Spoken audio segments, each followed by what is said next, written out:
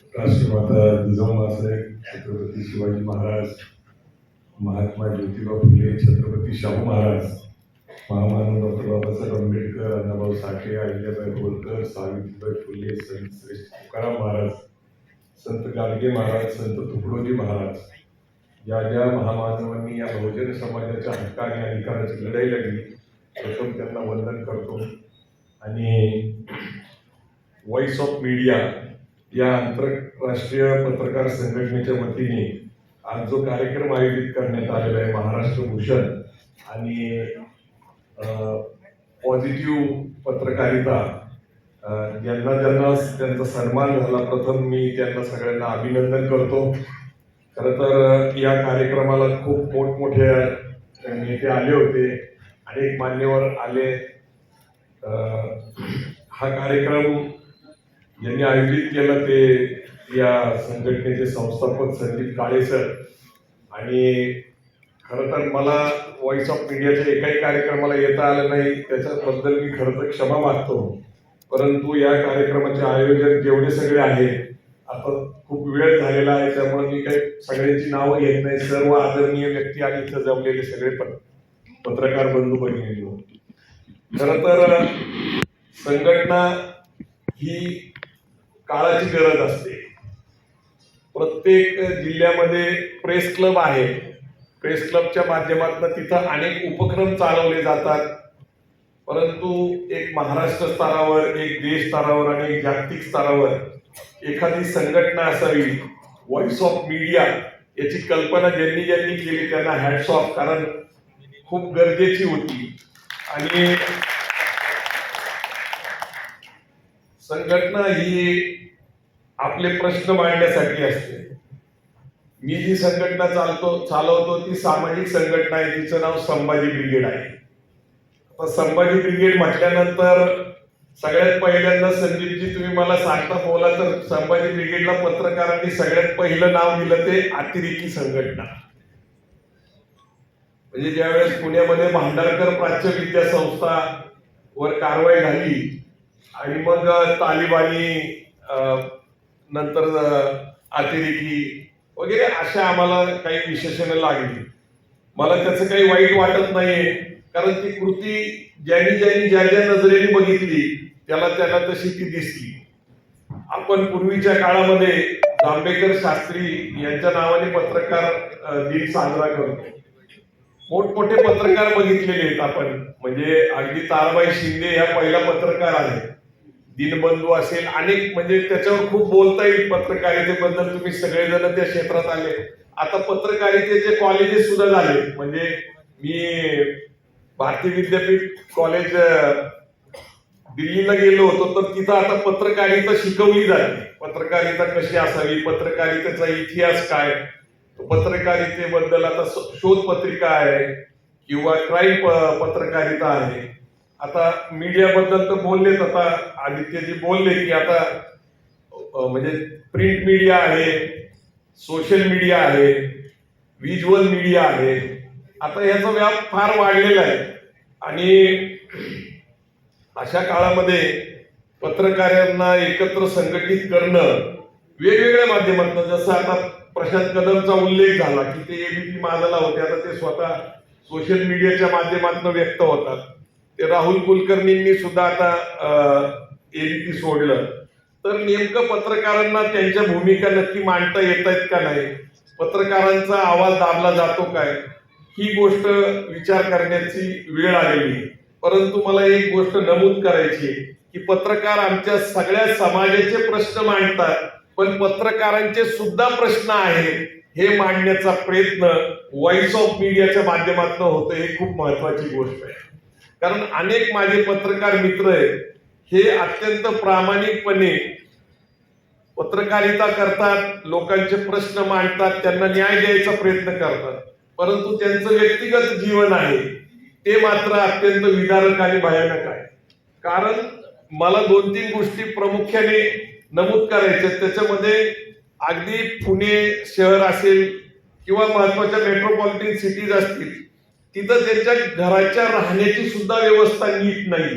म्हणजे पत्रकारांना सरकारच्या वतीने चांगल्या योजनेच्या माध्यमातून घरं दिली पाहिजे अशी एक भूमिका पूर्वी होती. म्हणजे पुण्यामध्ये एक सकाळ नगर आहे, पत्रकार नगर आहे, हे दोन नगर बघितले. किंवा आता सोलापूरला एक पत्रकारांसाठी एक सोसायटी निर्माण व्हायला लागलेली. कारण पत्रकारांना जो काही पगार मिळतोय, माझी तर माहिती अशी आहे की पगार अत्यंत कमी असतो आणि त्यांना ऍडव्हर्टाईज गोळा करायच्या आणि त्याच्यातनं कमिशन मधनं त्यांनी त्यांचा प्रपंच चालवायचा. म्हणजे खरं तर पत्रकारिता एक चांगली गोष्ट आहे, प्रतिष्ठेची गोष्ट आहे. परंतु तरीही पत्रकारांच्या व्यक्तिगत जीवनामध्ये जे काही त्यांना सोसावं लागतं, आरोग्याच्या समस्या सरांनी सांगितले. सर, अन्न, वस्त्र, निवारा हे 3 प्रमुख गोष्ट आहेत. त्याच्याबरोबर आरोग्य आणि शिक्षण. सध्या शिक्षण आणि आरोग्य हे आपल्या देशामध्ये सगळ्यात महाग झालेले आहे. कारण हे खूप खाजगीकरणाकडे गेले. म्हणजे पुण्यामध्ये ससून हॉस्पिटल आहे, परंतु कुणीही चांगला माणूस ससून हॉस्पिटलला ट्रीटमेंट घ्यायला जात नाही, तो रुबी हॉललाच जातो. म्हणजे कोविडच्या नंतर आपण बोलतोय, कोविडच्या काळामध्ये इतके प्रचंड बिल लोकांना हे करायला ते कॅन अफोर्ड. म्हणजे पत्रकारांना सुद्धा आरोग्याच्या समस्या आहेत, दिवस रात्र काम करायला लागतं. मला तर ज्यावेळेस ते रशिया कुठलं युद्ध चाललं होतं ते युक्रेनचं, तिथं आपले पत्रकार गेलेले बघितले.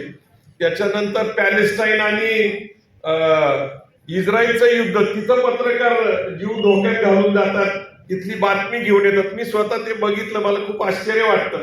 एकीकडे बॉम्ब पडत होते आणि दुसरीकडे पत्रकारिता करत होते. सो खूप धाडसी पत्रकार असतात. आणि बरेच वेळा पूर्वीच्या काळामध्ये तर आपल्या इथं गँग वॉर होतं. म्हणजे इथं जे अंडरवर्ल्डचं मोठं इथं मुंबईमध्ये परिस्थिती होती आणि त्या काळामध्ये त्यांच्या त्या बातम्या काढायच्या, त्या शोधायच्या, म्हणजे जीव धोक्यात घालायचा. ही पत्रकारिता केलेली आहे. परंतु आता सगळे लोक संघटित होणं खूप गरजेचं आहे. कारण संघटित आवाज असेल तरच तुम्हाला न्याय मिळेल. मी सरांचं अभिनंदन करतो की त्यांनी एक सुविधा दिलेली आहे. कुठलं दिली? आयुष्यमान भारत. तर अशा सुविधा त्यांना दिल्या पाहिजेत. त्यांचं सुख आणि समृद्धी त्यांना सुद्धा आली पाहिजे. खरं तर माझ्याकडे बोलण्यासारखं खूप आहे, पण माझा विषय आणि तुमचा विषय वेगळा आहे. परंतु एक निश्चित सांगतो की संभाजी ब्रिगेड संघटनेने 2019 पासून प्रत्येक कार्यकर्त्याला एक गोष्ट स्पष्ट सांगितलेली आहे की आपलं अर्थकारण मजबूत केलं पाहिजे, उद्योग व्यवसायाकडे लक्ष दिलं पाहिजे. समाजाचा घटक आपलं कुटुंब आहे.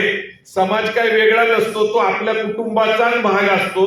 आणि म्हणून मला तुम्हाला सगळ्यांना विनंती करायची आहे की सगळ्यात पहिली जर बाब महत्वाची असेल तर आपण सगळ्यांनी पत्रकारितेबरोबर आपल्या अर्थकारणाकडे लक्ष दिलं पाहिजे.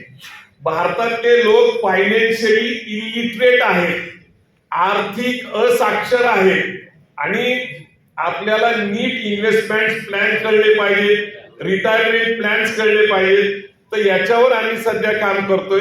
दुसरं जे संदीपला अपेक्षा आहे ती अशी आहे की आम्ही एक सध्या मुवमेंट चालवतोय आणि ती मुवमेंट आहे अहद ऑस्ट्रेलिया तहत कॅनडा, अवघा मुलुक आपला. म्हणजे वैश्विक झालं पाहिजे, आपण जग जवळ केलं पाहिजे आणि शिक्षण, उद्योग, नोकरी, व्यवसायासाठी परदेशात जायला पाहिजे. तर खरं हे मी का सांगतो तर एक शेवटचं उदाहरण देऊन थांबणार आहे.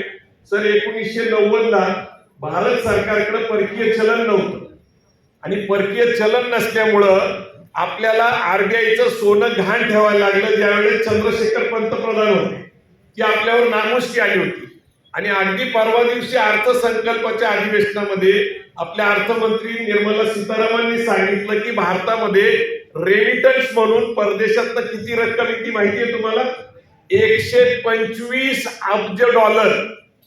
125 अब्ज डॉलर म्हणजे परदेशातनं एवढी रक्कम येते की कदाचित सर ती भारत सरकारच्या बजेटपेक्षा जास्त आहे जर आपण विचार केला तर. जो माणूस पैशावर प्रेम करतो लोक त्याच्यावर प्रेम करतात असं मी मानतो. आणि शिवाजी डोक्यात आणि गांधीजी खिशात असल्याशिवाय जगात किंमत नाही हे लक्षात ठेवा. कारण खूप बोलता येतं, खूप लिहिता येतं, खूप सांगता येतं, पण जो माणूस गांधीजीवर प्रेम करतो लोक त्याच्यावर प्रेम करतात, असं माझा अनुभव आहे. मान अपमान सगळ्या गोष्टी, मान प्रतिष्ठा सगळ्या पैशाशी संबंधित आहेत.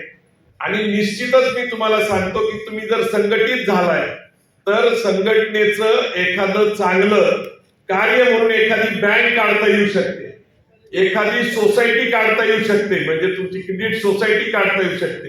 तुमच्या पत्रकारांचे आर्थिक प्रश्न सोडवण्यासाठी अशा प्रकारच्या योजनांची गरज आहे. आणि मग सगळ्यात महत्वाची गोष्ट की संस्थात्मक गोष्टी करायला शिकल्या पाहिजे. सर, ज्यावेळेस खासगीकरण आलं त्यावेळेस सरकारकडं इंजिनिअरिंग कॉलेज काढता येत नव्हते म्हणून पैसे नव्हते, मेडिकल कॉलेज काढता येत नव्हते म्हणून पैसे नव्हते, म्हणून आपली मुलं इतरत्र दुसऱ्या राज्यात शिकायला जात होती महाराष्ट्रातली, म्हणून वसंतदादा पाटलांनी आपल्याकडे खासगीकरण 1983 ला स्वीकारलं. त्यावेळेस कुणालाही वाटलं नव्हतं की भारतीय विद्यापीठ नावाची संस्था एवढी मोठी होऊ शकते, सिम्बॉयसिस नावाची संस्था एवढी मोठी होऊ शकते, MIT नावाची संस्था एवढी मोठी होऊ शकते. तुम्ही जर 60,000 पत्रकार एकत्र आला आणि तुम्ही जर ठरवलं की आम्ही काय करू शकतो, तर तुम्ही 60,000 लोक भारतीय विद्यापीठ, MIT, सिम्बॉयसिस, DY पाटील या संस्थेपेक्षा मोठी संस्था तुम्ही उभी करू शकता. ही तुमची ताकद आहे. कारण पत्रकारांचा संपर्क राज्यकर्त्यांपासून, सगळ्या ब्युरोक्रेसी पासून, सर्व उद्योगपतीपासून सगळ्यांबरोबर आहे. फक्त तुम्ही संघटित ताकद लावली पाहिजे आणि एखादी संस्थात्मक काही ना काहीतरी मोठं उभं केलं पाहिजे. कारण करण्यासारखं खूप आहे. संदीपनी मला खरं सांगितलं, बऱ्याच वेळा त्यांनी मला सांगितलं की संघटना कशी असावी, संघटनेचं धोरण कसं असावं, संघटनेने काय कार्यक्रम घ्यावे. मला असं वाटतं की संघटनेला प्रशिक्षणाच्या कार्यक्रमाची खूप गरज असते. म्हणजे आम्ही ज्या संघटनेत काम करतो आमच्याकडे हिस्टॉरिकल कॅम्प असतो आणि ऑर्गनायझेशनल कॅम्प असतो आणि एक राष्ट्रीय अधिवेशन असतं. याच्यामुळं काय होतं की हिस्ट्री म्हणजे पूर्ण पत्रकारितेचा पूर्ण इतिहास तुम्हाला सांगितला जाऊ शकतो. म्हणजे कुठले कुठले मोठे पत्रकार होते. म्हणजे पूर्वी असं होतं की संपादकीय वाचलं की आपल्याला सगळं समजायचं की दिशा कुठल्या दिशेने चाललेली. म्हणजे एक वाक्य त्या काळामध्ये आलं होतं की हे सरकार जावं ही श्रींची इच्छा आहे, म्हणजे 78ची गोष्ट आहे. किंवा यशवंतराव चव्हाण केंद्रात संरक्षण मंत्री झाले तर एकच वाक्य आलं होतं की सह्याद्री हिमालयाच्या मदतीला धावला. तर ही जी त्या काळामधले पत्रकारिता होतं तो इतिहास आहे पत्रकारितेचा मोठा. तर हिस्टॉरिकल कॅम्प असला पाहिजे ज्याच्यामध्ये पत्रकारितेचा पूर्ण इतिहास तुम्हाला तुमच्या सदस्यांना सांगितला जाईल आणि संघटना कशी चालवायची, संघटनेचा कार्यक्रम कसा चालवायचा, संघटनेची गरज काय आहे, आपण संघटित कशाला राहायला पाहिजे आणि संघटना चालवत असताना त्याचं आर्थिक धोरण महत्वाचं आहे आणि आपल्या प्रत्येक सभासदाला त्याची मदत झाली पाहिजे आणि त्यातनं त्याची उन्नती झाली पाहिजे, त्याला सुरक्षितता वाटली पाहिजे, म्हणून संघटना महत्वाची. पण ही खूप मोठी गोष्ट आहे की व्हॉइस ऑफ मीडियाचं महाराष्ट्रातल्या जवळपास सगळ्या जिल्ह्यामध्ये आणि देशामध्ये सुद्धा आता जवळपास 38,000 सभासद झाले. ही खूप मोठी अचिव्हमेंट आहे. तुमच्या हातामध्ये लेखणी आहे. हा देशाच्या आपल्या लोकशाहीचा 4था आधारस्तंभ आहे आणि खूप मोठी ताकद तुमच्या हातामध्ये. पण ती ताकद तुमच्या स्वतःसाठी सुद्धा कधीतरी उपयोगी यायला पाहिजे असं मला वाटतं. मी तुम्हाला अतिशयोक्ती सांगणार नाही. मी अत्यंत 2 मोठे संपादक, जे नामवंत संपादक, मी नाव घेत नाही, पण ते आजही ठाण्यामध्ये 1 BHK मध्ये राहतात. मोठे संपादक आहेत, मला नाव माहिती आहेत, मी त्यांच्या घरी जाऊन आलेलो. परंतु आर्थिक उन्नती झाली नाही म्हणून अर्थकारणाकडे दुर्लक्ष करू नका. अत्यंत व्यावहारिक जीवन जगा. कारण महागाई वाढलेली आहे, त्याच्यावर सतत चर्चा होत राहणार, सतत आंदोलन होणार. पण महागाई कमी कुणीही करू शकत नाही, कुणीच करू शकत नाही. म्हणजे पेट्रोल 100 रुपये झालं, डिझेल 100 रुपये झालं, 1200 रुपये सिलेंडर झाला, याच्यावर आंदोलन होतील, पण ते कमी कुणीही करू शकत नाही. तुम्हाला अधिक पैसे कमवणे हाच पर्याय, दुसरा पर्याय नाही. म्हणजे आपण खूप बोलू शकतो, तत्वज्ञान तर खूप श्रेष्ठ आहे, तत्वज्ञानावर खूप बोलता येतं, खूप विचार मांडता येतात. सत्य सत्याशी मन केले ग्वाही मानी येले नाही बहुमता. तुकाराम महाराजांनी सांगितलेले अनेक वचन मला येतात. असाध्य ते साध्य करिता सायास कारण अभ्यास तुका म्हणे. परंतु मराठी माणसाची परिस्थिती कशी झालेली आहे, म्हणजे आता तुम्हाला माहिती आहे आरक्षणाचं आंदोलन चालू आहे. का चालू आहे, कुठल्या टप्प्यावर आहे तुम्हाला माहिती आहे. या निमित्ताने मला फक्त एक गोष्ट आठवतीये आणि तेवढं सांगणार आहे, थांबणार आहे, नेमकी मराठी माणसाची. कारण तुम्ही सगळे मराठी पत्रकार आहात, सगळ्यांची मानसिकता कशी की पोपटाला एकदा पिंजऱ्यात ठेवलं तो वर्षानुवर्षात त्या पिंजऱ्यात राहतो आणि त्यामध्ये एक नळी असते आणि त्या नळीला धरून बसलेला, वर्षानुवर्ष तो त्या नळीला धरून बसल्यामुळं त्याच्याबद्दल तुकाराम महाराज खूप सुंदर म्हणतात, शुके नलिकेशी गोविले पायल. म्हणजे पोपट त्या नळीला धरून बसलाय वर्षानुवर्ष, विसरून गेले पक्ष दोन्ही. आपल्याला दोन पंख आहेत, आपण उडू शकतो हे आपल्याला विसर पडलेला आहे. आणि म्हणून मराठी माणसाला एक लक्षात घेतलं पाहिजे की 6 जून 1674 कोकणातला काही भाग आणि पश्चिम महाराष्ट्रातला एवढंच राज्य असलेल्या छत्रपती शिवाजी महाराजांनी 6 जून 1674 आपल्या राज्याची कल्पना केली होती. अहद तंजावर तहद पेशावर अवघा मुलुक आपला. ही एक प्रेरणा होती, हा एक विचार होता. पण शिवाजी महाराजांनी 3 एप्रिल 1680 देह ठेवला. शिवाजी महाराजांचं स्वप्न त्यांच्या हयातीत अपूर्ण राहिलं. 9 वर्ष संभाजी महाराज लढले, 7 वर्ष ताराराणी लढली. औरंगजेबाने शेवटी देह इथंच ठेवला, खुलताबादला, तोही गेला. पण मराठ्यांनी शेवटी 28 वर्षानंतर अटके पार झेंडे लावले. 110 वर्ष या देशावर राज्य केलं आणि दिल्ली दत्त ताब्यावर ठेवलं. तर एक प्रेरणा आणि एक विचार जिवंत असला तर समाज घडतो असं मी मानतो. या पत्रकार बांधवांना एवढीच विनंती आहे, तुम्ही संघटित झालाय, आता संघटित ताकदीचा उपयोग पूर्णपणे तुम्हाला, तुमच्या कुटुंबाला आणि समाजाला झाला पाहिजे. जय जिजाऊ, जय शिवराय.